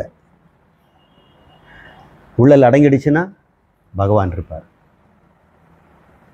இப்போ எங்ககிட்ட பகவானை பார்க்கணுன்னா, உள்ளே இருக்கிறாரே பகவான், பார்க்கணுன்னு என்ன பண்ணோம்? ஒன்றும் செய்ய வேண்டாம், உங்களுடைய உள்ளலை நிறுத்து. அப்போ என்ன ஆகும்? இந்த மனம், இந்த உள்ளம் அப்படியே ஆத்மாவில் கரைஞ்சிட்டோம். அங்கே பிரகாசிக்குமா? அது இச்சாஞான கிரியா சக்தி அப்படியே பிரகாசிக்குது, ஆனால் ஒன்றும் செய்யறதில்லை. இந்த உள்ளம் எல்லா விருத்திகளையும் அடக்கி, எல்லா நிகழ்வுகளையும் அடக்கி, அமைதியாக சத்துவத்தில் இறங்கி போச்சுன்னா அப்போ பகவான் அந்த இச்சா ஞான சக்தி எந்தவித மாறுபாடுகளும் திரிபுகளும் இல்லாமல் அப்படியே பிரகாசித்து கொண்டிருக்கும் அப்படிங்கிறார். உள்ளலற உள்ளத்தே உள்ளதால், அந்த உள்ளதால்னா அந்த உணர்வு மாத்திரமாக அங்கு பகவான் இருக்கிறார். சிறப்பு உணர்வுன்னு சொல்லக்கூடிய ரசாபாசங்கள், அன்பு கருணை போன்றதும் இனிப்பு கசப்பு போன்ற உணர்வும் எந்த உணர்வும் இல்லை. ஆனால் உணர்வு மாத்திரம் இருக்குது. இந்த உணர்வுகள்லாம் எங்கே வருதுன்னு பார்த்தா நாக்குலேருந்து வருது, கண்ணுலேருந்து வருது, தோல்லேருந்து வருது. ஆனால் அதுலேருந்து உள்ளம் பிரிஞ்சு போச்சு. இந்த கண்ணோடும் உணர்வோடும் அது பிரிஞ்சு வித்ட்ரா பண்ணிக்கிட்டு தனக்குள்ளே சுருங்கி அடங்குது இல்லையா? அது எப்போ நடக்கும்? நிர்விகல்ப சமாதியில் நடக்கும். தியானத்தில் அமரும் பொழுது உணர்வுகளெல்லாம் நீங்கள் எடுத்துக்கொண்டு மனசில் அடக்கணும். மனசையும் அடக்கணும். ஏன்னா புலன்கள் அடக்குனாக்கா மனசு அடங்குன்னு நினச்சிக்க வேண்டாம். நீங்கள் கண்ணை திறந்து பார்த்தா புலன்கள் வழியாக மனசு போகும். கண்ணை மூடிட்டீங்க, சப்தமெல்லாம் கொஞ்ச நேரத்தில் காதில் கேட்கறது இல்லை. ஆசனம் போட்டு அமர்ந்ததுனால உடலும் உங்களுக்கு தெரியல. கை காலெலாம் ஆடிட்டு இருந்தால் தானே உடம்புக்கு தெரியும். ஆசனம் போட்டு உட்கார்ந்த பிறகு தெரியல. அதுக்கப்புறம் சுவாசத்தினால வாக்கு எல்லாத்தையும் அடக்கிறோம். இப்படி புலன்களெல்லாம் உணர்வுகள்லாம் குறைய குறைய மனம் இருக்குதே அது மட்டும் இஷ்டம் போல் செயல்படும். அது உள்ளல் பண்ணும். வெளி உள்ளல் விட்டுட்டு உள்ளலில் போகும். அப்போது தியானத்தில் உட்காந்துருக்குறோம். அப்பவும் கூட அங்கே வெளியே இருக்கிற பொருளெல்லாம் இருக்குமா, மழை பெய்யுமா இருக்குமா, ஜன்னல் மூடணுமா, துணி காஞ்சிக்கிட்டு இருக்குதே அப்படின்னு உள்ளுக்குள்ளேருந்து மறுபடியும் உலகத்தை பார்க்கும். அப்புறம் சப்தத்தை கேட்கும். அவன் இப்படி சொல்லிட்டான் இப்படி சொல்லிட்டான். இந்த உள்ளம் இந்த உள்ளுதலை வைத்து கொண்டே இருக்கும். அதையும் நிறுத்திட்டாக்கா அது பேர் சவிகல்ப சமாதி. அப்பப்போ எண்ணங்களோட போயிட்டு வருது. இவன் தியானம் பண்ணுறான் இல்லையா, எண்ணம் பண்ணக்கூடாதுன்னு தான் அவன் பார்க்குறான். ஆனால் எண்ணத்தோடு போயிடுது. எண்ணத்தை மறுபடியும் எடுத்து கொண்டாந்து வைக்கிறான். எண்ணம் வெளியே போகுது, மறுபடியும் எடுத்து கொண்டாந்து வைக்கிறான். இப்படி போராடுறது பேர் தியானம்னு பேர். தியானம்னா என்ன அர்த்தம்? எண்ணங்களோடு இருத்தல், எண்ணங்களோடு போராடுதல். என்ன போராட்டம் இதில்? விட்டுட்டோம்னா போராட்டம் இல்லை. ஆனால் போராடுறது எப்போ வருது? இந்த எண்ணங்கள் தறிகட்டு ஓடுதே, மறுபடியும் புலனுக்கு வெளியே போகுதே, கண்ணை திறந்து ஓரமாக பார்க்கலாம் போல் இருக்குதே தியானத்தில். என்னவோ பக்கத்தில் வந்தாமா இருக்குது, ஆபத்தான பொருளோ இருக்குமோ அப்படின்னு மனசு பார்த்தோன்னா ஓரமாக கண்ணை மெல்லிசுன்னு தெரிஞ்சு அப்புறம் பக்கத்தில் நம்ம குமார் தான் உட்காந்துருக்கிறாரா அப்படின்னு தியானம். இப்போ மனம் புலன் வழியாக வெளியே போக ஓடுது. அதை பிடிச்சி இழுக்கிறோம். இழுத்து வச்சோம்னாலும் சரி நீ வெளியே தானே விட மாட்டேங்கிற, நான் பழசெல்லாம் எடுத்து நினச்சி பார்க்குறேன்னு தனக்குள்ளே என்னத்தையும் இப்போ சிந்தனைகளை உள்ளே போகும். அதையும் நாம் என்ன பண்ணுறோம்?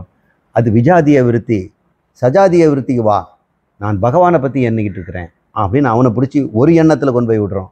இது பேர் தியானம். பல எண்ணங்களிலிருந்து ஒரு எண்ணத்திற்கு கொண்டு வந்தால் அது பேர் தியானம்.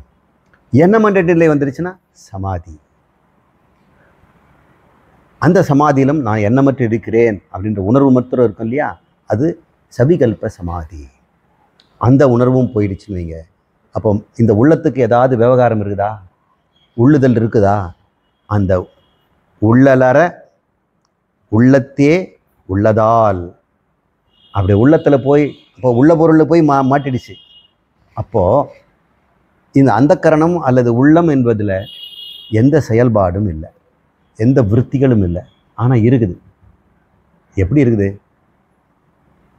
பிறந்தபோது இருந்த குழந்தை உள்ளத்தோடு இருக்குது. அது வளரும்போது தான் உள்ளத்தில் நல்லவன் திருடன் கெட்டவன் ஆண் பெண்ணு இந்த ஜாதி அந்த ஜாதி எல்லாம் அந்த உள்ளம் தன் மீது சுமத்திக்கிச்சு. ஆனால் குழந்தையாக இருக்கும்போது எந்த உள்ளுதலும் இல்லாமல் உள்ளம் மாத்திரம் உள்ள பொருளோடு இருக்குது. உள்ளத்துக்கு உள்ள பொருள் யார்? உணர்வு தருபவர் கடவுளோடு இருக்குது. அப்படி இருக்கும் பொழுது அடுத்த சொல்லு உள்ளமெனும் உள்ள பொருள் உள்ளலவன். அந்த சமயத்தில் இந்த உள்ளமானது உள்ள பொருளாகிய கடவுளோடு புதைந்த பிறகு உள்ளுபவன் எவன்? எண்ணுவதற்கு யார் இருக்கிறான்? ஒருவேளை அவன் நான் எங்கே போனேன்னு யோசிப்பானா? நம்ம கடவுளோடு இருக்கிறான்னா அங்கேயும் இல்லையா. அவன் அந்த உள்ளுதல்ங்கிற செயலை விட்டுட்டானே, கடவுளை போய் அறிய போகிறானா? கடவுளை போய் அப்படியே டேஸ்ட் பண்ண போகிறானா? ஏன் ஆத்மாவோட தான் இருக்குது அது. இப்போ ஆத்மாவை டேஸ்ட் பண்ணுவான், உணருமா? ஆத்மாவா இப்படி தான் இருக்குதான்னு அறியுமா? ஆத்மாவை கிளறி பார்த்து நம்ம எங்கே இருக்கிறோன்னு பார்க்குமா? அப்போ ஞான கர்ம உபாதி எல்லாம் போயிடுச்சு இல்லை. போன பிறகு உள்ள லெவன் அங்கே என்ன நடக்கும்? நிர்விகல்ப சமாதியில் அவர் சொல்கிறாரு, உள்ளபடி உள்ளத்தே உள்ளல் உணர் அப்படிங்கிறார். அந்த சமயத்தில் இந்த உள்ளம் எந்த உணர்வை அடையுமோ அந்த உணர்வு தான் கடவுள், அதுதான் ஆத்மா. அப்படி தான் ஆத்மாவையும் கடலையும் அறிய முடியுமே தவிர, மற்றபடி என் உள்ளத்தால் நான் அவரை சிந்திப்பேன், அவர் உள்ளத்தால் அவரை பக்தி செய்வேன், இந்த உள்ளத்தால் நான் கங்கையில் நீராடுவேன், கைலாயம் செல்வேன், நான் அதை செய்வேன் இதை செய்வேன், கடவுளை அப்படி அறிய முடியாது அப்படின்னு சொல்லிட்டார். கடவுளை தயவு செய்து கைலாயத்திலேயோ வைகுண்டத்திலேயோ தேடாதீங்க ஐயா. என்ன உன்ன மாதிரி ஒரு மனுஷனா அவர்? வைகுண்டத்தில் நாராயணன் படுத்துட்டு இருந்தாருன்னா எங்கே உங்கள் மாமன் சித்தப்பா மாதிரி நீ ஒரு நாள் போய் பார்த்துட்டு வந்துடுவியா? அவ்வளோ சீப்பா அவர். நீ வரையிலேருந்து காத்துட்டு இருக்கிறாரா? இந்த பக்தனை ரொம்ப நாளாக அவனை பார்க்கலையேன்னு. அப்போ அவர் 6 அடி தான் இருக்க முடியும். என்ன நீங்கள் பார்க்கணுன்னா உங்களுக்கு எவ்வளோ பெருசு இருக்கணும்? நீங்கள் வைகுண்டத்தில் போகிறீங்க, நாராயணனை பார்க்கணுன்னா ஒரு மிகப்பெரிய பிரம்மாண்டமாக தான் எப்படி பார்ப்பீங்க?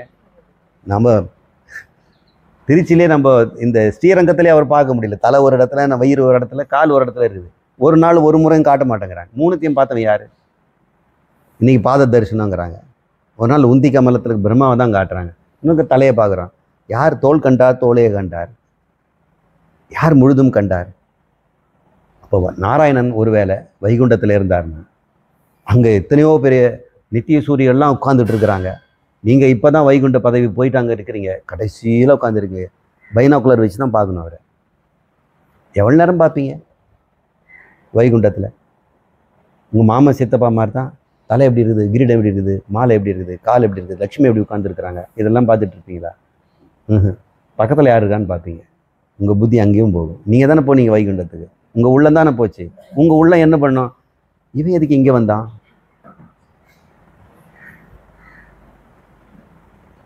இவன் என் கீழே வேலை செய்தவனாச்சே, இவன் காப்பி ஆற்றி கொடுத்தவனாச்சே, இவன் டீ கடையில் இருந்தவனாச்சே, இவன் இலை எடுத்தவனாச்சே, எனக்கு வேறு இடம் கொடுங்க அப்படின்பார்.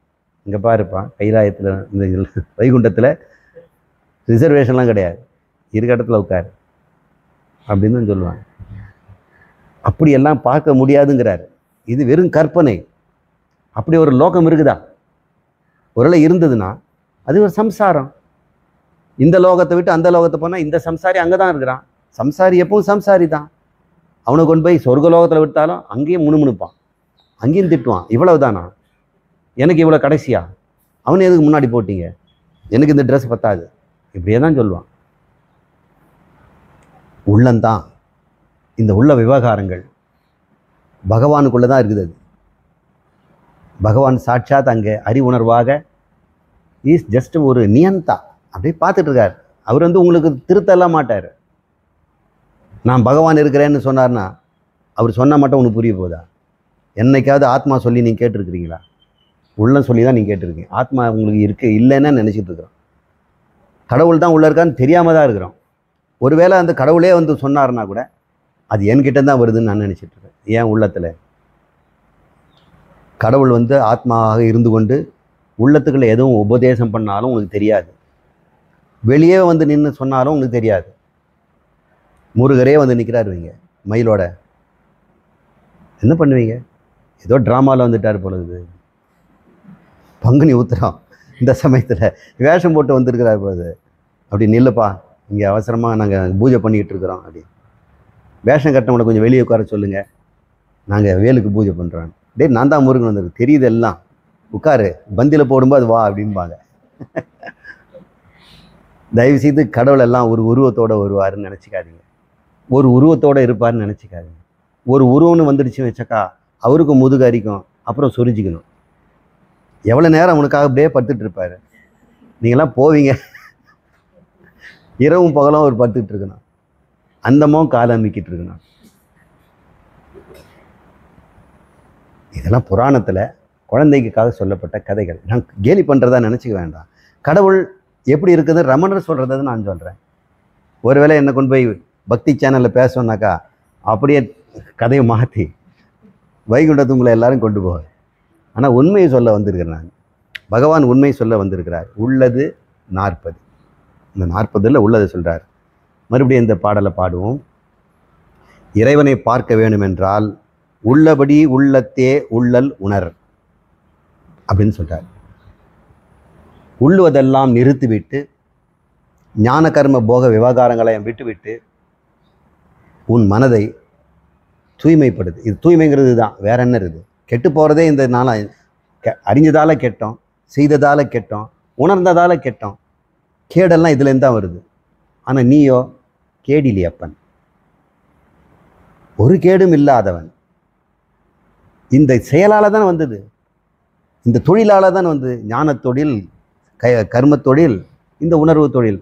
தொழிலை விடு, நிஷ்கர்மம், கர்மத்தை விடு, இயங்குவதில் இயங்காததை பார், செயலில் செயலின்மையை பார் அப்படிங்கிறார் பகவான். அகர்மணி கர்மணி பஷ்யதி, கர்மணி அகர்மணி பஷ்யதி. அவன் பார்த்தவன் யார்? அவன் தான் பண்டிதன், அவன் தான் பஷ்யதி, அவன்தான் பார்த்தவன்கிறார் பகவான். உண்மையாலே பார்ப்பாங்கிறவன் எவன்னா, எவன் தன்னிடம் நிஷ்கர்மமாக, நிஷ்கலங்கமாக, நிரஞ்சனமாக, சுத்தமாக, பூரணமாக இந்த பகவான் அறிவு உணர்வு சக்தியை மட்டும் கொடுத்துட்டு அமைதியாக இருக்கிறார். இந்த உள்ளந்தானே எல்லாத்தையும் வாங்கிக்கிட்டு என்னென்ன கூத்தாடுது. இந்த ஆடுறவன் வேற, ஆட்டு வைக்கிறவன் வேற. என்னிடமே ஆட்டத்தையும் ஆடாமல் அசங்காமல் இருப்பதையும் நான் பார்க்குறேன். ஆடாது அசங்காது வா வா கண்ணா. கண்ணன் எப்படி கூப்பிட்றான்? ஆடாது அசங்காது வான். டே, நான் உள்ளதான் அப்படி தான் இருக்கிறேன். உன் ஆடலை காணத்தில்லை அம்பலத்திரைவனும் வந்துட்டான். அவன் ஆட்டம்தான். இங்கே இந்த உள்ளமெல்லாம் ஆடுவது அவனால தான். ஆனால் பின்னாடி ஆடாமல் அவன் தான் இருக்கிறான். ரெண்டும் அவர் தான். அது வேற ஒரு விஷயத்தில் நம்ம புரிஞ்சுக்குவோம். இந்த உள்ளம்லாம் எங்கேருந்து வருதுங்கிறத நம்ம சொல்லணும் இல்லை, அது இன்னொரு லெக்சரில் நம்ம பார்ப்போம். இப்பொழுதைக்கு நாம் இந்த முதல் பாடலை, இனிமேல் இப்படி தான் இருக்கும் இந்த லெசன், 40 பாட்டம். உள்ளதல உள்ள உள்ள உணர் உள்ளதோ உள்ள பொருள் உள்ளலற உள்ளத்தே உள்ளதால் உள்ளமெனும் உள்ள பொருள் உள்ளலவன் உள்ளத்தே உள்ளபடி உள்ளதே உள்ளத்தே உள்ளல் உணர். நீ கடவுளை அறிய வேண்டுமென்றால் நீ உள்ளபடி உள்ளத்தில் இருக்கிற உள்ளலையெல்லாம் நீக்கிவிட்டு அமைதியாக இருந்தால் நீ இருக்கும் இடம் பகவான். இருக்கும் இடம் இல்லை, பகவான் நீயும் ஒன்று. அந்த முறையில் தவிர பகவானை அறிய முயற்சி பண்ணாதே அப்படின்னு சொல்லிட்டார். டிக்ளரேஷன், பிரதிஜ்ஞா வாக்கியம். முதல் பாட்டிலேயே இறைவனை காணுகின்ற ஒரே மந்திரத்தை அவர் சொல்லித்தரார். இப்போ என்ன செய்யலாம்? இதுக்கு தியானம் தான் பண்ணணும். அதுதான் ரமணாசிரம் முழுக்க தியானம்தான். தியானம் தியானம் தியானம். ஆனால் இந்த அறிவு தராமல் தியானம் பண்ணால் ஒரு பிரயோஜனம் இல்லை. உள்ளது 40 படிக்காமல் ரமணாசிரம் போய் தியானம் பண்ணால் ஒன்றும் கிடைக்காது. இங்கே உள்ளம் எப்பவும் கூத்தாடிக்கிட்டே இருக்கும். எத்தனை வருஷங்கள், 100 வருஷம் நீங்கள் தியானம் பண்ணாலும் உள்ளத்தில் இருக்கிறதெல்லாம் அப்படியே தான் ஆடிக்கிட்டு இருக்கு. அதை நிறுத்தி கட்டி போட முடியுமா? இந்த குரங்கை யாராவது கட்டி போட முடியுமா? முடியவே முடியாது. மனக்குரங்குடன் ஓடி அழுத்தழுத்தோ இந்த ஜீவன் மறுபடி கருக்குழி போக மறுக்குதப்பா. உனக்கொரு கோடி நமஸ்காரம் முருகா என இனி பிறவா இடத்தினில் வையப்பா அப்படின்னு கேட்குறாரு. இந்த மனக்குரங்குடன் போராடி போடி அழுத்து போயிட்டேன் ஐயா. எப்படியா இந்த மனசை எனக்கு நிறுத்த முடியாதா? நிறுத்தின பிறகு நான் உன்னை பார்க்கலாமா? நீ பார்க்க வேண்டாம். நிறுத்தின பிறகு நானே தான் நீ. அவரை என்னை பார்க்கறதுக்கு ஒரே வழி மனசை நிறுத்துது. மனசை நிறுத்துறது என்ன வழி? பகவான் கிருஷ்ணன் கிட்ட அர்ஜுனன் கேட்குறான். கஷ்டண்டாங்கிறார். அவர் நிறுத்த முடியும்னு சொல்லலை, கஷ்டம்னு சொல்கிறார். ஆனால் நிறுத்த முடியுங்கிறார் அடுத்த வழியில். அபியாசேன, முயற்சி எடுக்கணும். அப்புறம் வைராக்கியத்தேன, வைராக்கியத்தினாலும் அபியாசத்தினாலும் உன் மனதை நிறுத்தலாம் அப்படின்னு சொல்லியிருக்கிறார். மனசை நிறுத்துறதுக்கு வைராக்கியம் வேணும். வைராக்கியம் என்ன? பற்றை விடணும். பற்று எங்கே இருக்குது? நான் செய்பவன், நான் அறிபவன், நான் உணர்பவன்கிற செயல் தானையா பற்று. உள்ளத்தில் இந்த மூன்றும் இருந்தால்தான் நீங்கள் வெளியே பற்று இருக்கும். நான் அறிபவனாக இருந்தால்தானே புஸ்தகத்தில் பற்று வரும். நான் உணர்பவனாக இருந்தால்தானே ஊறுகாய் மேலே பற்று வரும். நான் செய்பவனாக இருந்தால்தானே என்னோடய தொழில் மேலே பற்று வரும். என்கிட்ட இருக்கக்கூடிய உள்ளலை நிறுத்தினால் பற்றே போச்சே. அற்றது பற்றானால் உற்றது வீடு தானே நம்மாழ்வார் சொல்கிறார். இந்த பற்று, இந்த உள்ளல், உள்ளத்தில் இருக்கின்ற இந்த மூன்று துடிப்புகள், இந்த மூன்றையும் விட்டு தொலைத்தால் அங்கே இருக்குது வீடு பேர் தானே. இவ்வளோ பெரியவங்கெல்லாம் சொல்லியிருக்கிறாங்க. நம்மாழ்வாரர் அப்படி சொல்லுவாரா? வைகுண்டம் வான்னு சொல்லியிருப்பாரா? சொல்லலையே. விட்டு வீடு பேருங்கிறது வைகுண்டம் இல்லையா? விக்குண்டம், தட் cannot be destroyed. விக்குண்டம்னா அழிக்க முடியாதது, தகர்க்க முடியாததுன்னு அர்த்தம். விக்குண்டேன, அது பேர் வைகுண்டம். வைகுண்டம்னா என்ன? அழிக்க முடியாத அவிநாசி, அழிக்க முடியாத ஒன்று உள்ள இருக்குது ஐயா, நீ தான் ஐயா அது. அதுதான் வைகுண்டம். இங்கே தான் இருக்குது வைகுண்டம். இங்கே நாராயணன் இருக்கிறார். எல்லா நரனுடைய அயனம் அவர். நரன் என்றால் ஜீவர்கள், அயனம் என்றால் முடிவு, பரமபதம். எல்லா ஜீவனுடைய பரமபதம் நான் என்று சொல்வது நாராயணன்கிறார். நர அயனம், I am the end of every jiva. எண்டுன்னு என்ன? ஜீவத்துவை விட்டினா அங்கே பரத்துவம் தான் இருக்குது. பரத்துவம் எப்போ ஜீவத்துவம் ஆச்சு? அது இன்னும் கேட்க முடியாது. அது அஜ்ஞானம். அதை நம்ம இன்னொரு இதில் பார்ப்போம். இப்போ இந்த முதல் வெண்பாவில் மிக சிறந்த தத்துவ ஞானத்தை நம்ம பார்த்துட்டோம். அடுத்த வெண்பாவை நம்ம பார்ப்போம். ஒரு சின்ன கேப் கொடுக்கட்டுமா?